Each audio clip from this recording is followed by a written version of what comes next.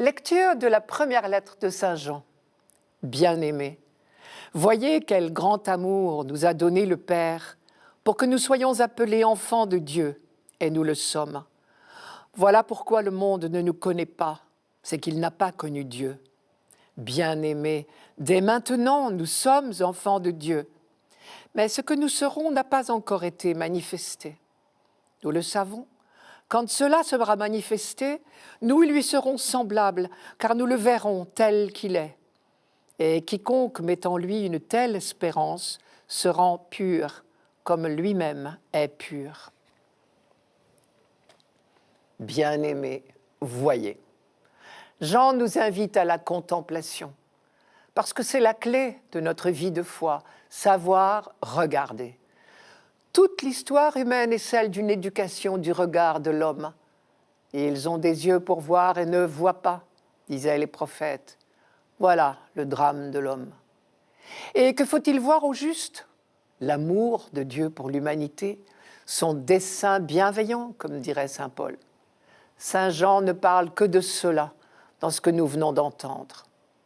Je reprends ces deux points, la thématique du regard et le projet de Dieu contemplé par Jean. Sur le premier point, le regard, ce thème est développé dans toute la Bible et toujours dans le même sens. Savoir regarder, ouvrir les yeux, c'est découvrir le vrai visage du Dieu d'amour. À l'inverse, le regard peut être faussé.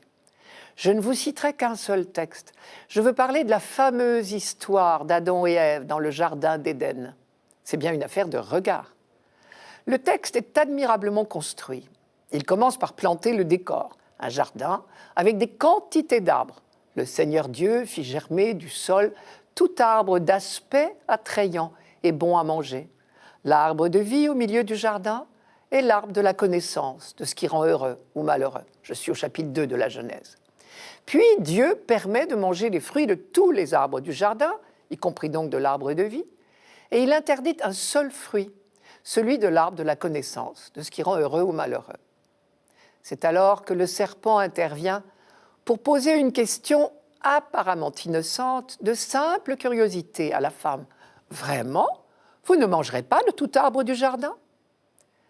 Vous l'avez peut-être remarqué, le seul fait d'avoir prêté l'oreille à la voix du serpent a déjà un peu faussé le regard de la femme, puisque désormais c'est l'arbre litigieux qu'elle voit au milieu du jardin et non plus l'arbre de la vie, ce qui est juste le contraire de la vérité.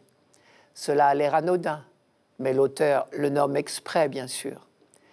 Elle répond « Nous pouvons manger du fruit des arbres du jardin, mais du fruit de l'arbre qui est au milieu du jardin, Dieu a dit « Vous n'en mangerez pas ». Alors le serpent, pour séduire la femme, lui promet « Non, vous ne mourrez pas », sous-entendu si vous mangez le fruit interdit. Mais Dieu sait que le jour où vous en mangerez, vos yeux s'ouvriront et vous serez comme des dieux, possédant la connaissance de ce qui rend heureux ou malheureux. Et le texte continue, toujours sur cette thématique du regard. Alors la femme vit que l'arbre était bon à manger, séduisant à regarder, précieux pour agir avec clairvoyance. Vous connaissez la suite. La femme prend un fruit, le donne à l'homme. Ils en mangent tous les deux.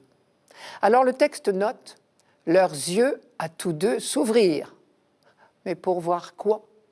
Et ils virent qu'ils étaient nus. Non, ils ne sont pas devenus comme des dieux, comme le menteur le leur avait promis.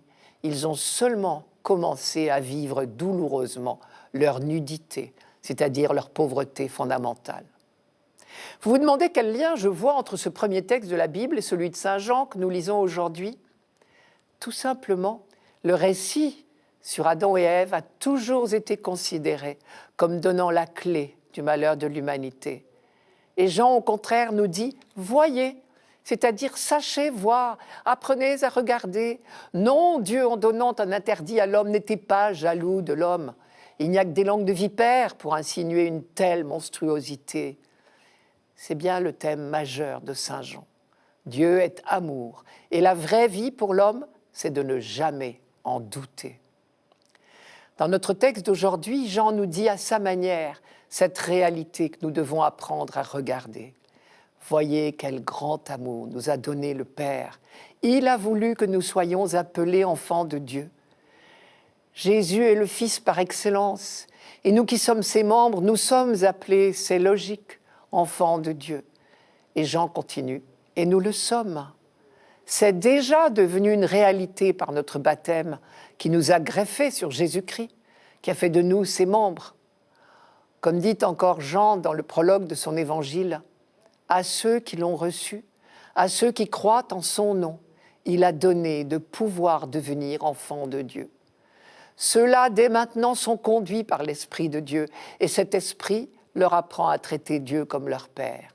Dieu a envoyé dans nos cœurs l'Esprit de son Fils qui crie « Abba, Père ». C'est une phrase de Paul dans la lettre aux Galates. C'est cela le sens de l'expression « connaître le Père » chez saint Jean. C'est le reconnaître comme notre Père, plein de tendresse et de miséricorde, comme disait déjà l'Ancien Testament. En attendant, il y a ceux qui ont cru en Jésus-Christ et ceux qui encore s'y refusent. Car tout ceci apparaît lumineux pour les croyants, mais c'est totalement incompréhensible, et pire, incroyable ou dérisoire, voire même scandaleux pour les non-croyants.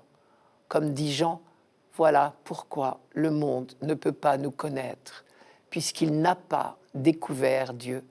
Traduisez, parce qu'il n'a pas encore eu le bonheur d'ouvrir les yeux.